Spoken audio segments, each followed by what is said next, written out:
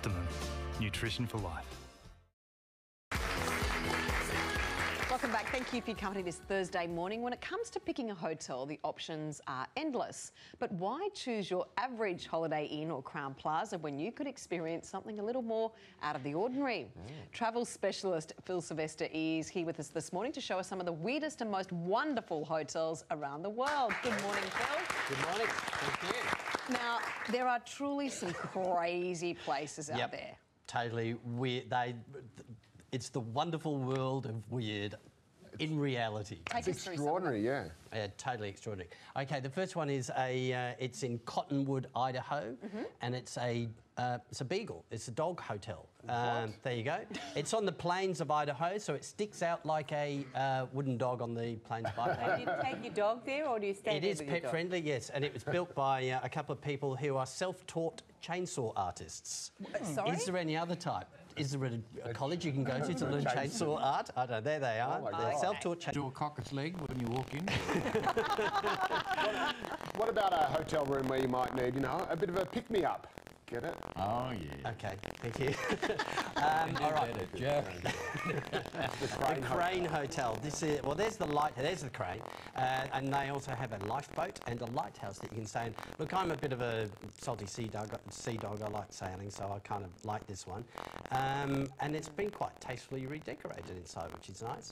And it's in a lovely little town called Harlingen in the Netherlands, where they've got 600 preserved buildings and canals, and it's kind of like a pretty little Amsterdam, the way Amsterdam used to be before it Phil, became tell a us about Das Park. Das Park.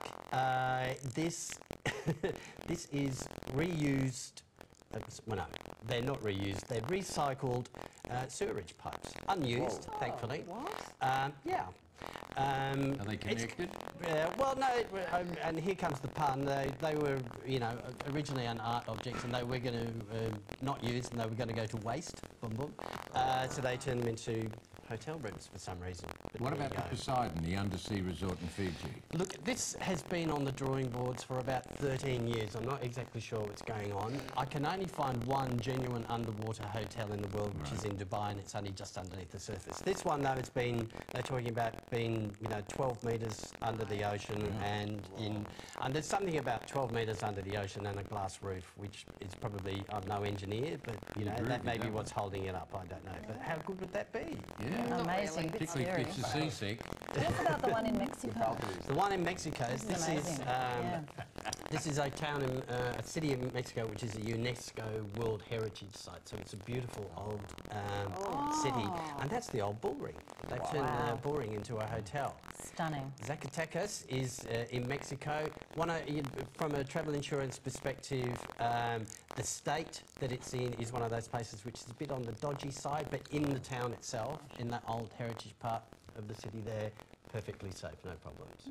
And Phil, tell us about the Boots Bed and Breakfast in New Zealand. There was an old woman who lived in a shoe, and you can go and live in one of those for a night as well. A bed and breakfast in a shoe-shaped house. But you know that it sort of ends up about them whipping them and sending her children to bed with no food and what have you. So I'm not quite sure if it's a fairy tale or a nightmare.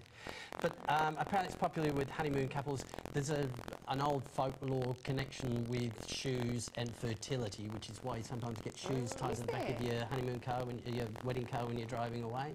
So, hence the old woman who lived in a shoe had so many children she didn't know what to do. So it's kind of a fertility connection there. Phil, thanks so much for joining us. We'll see you soon. Pleasure. Thank you.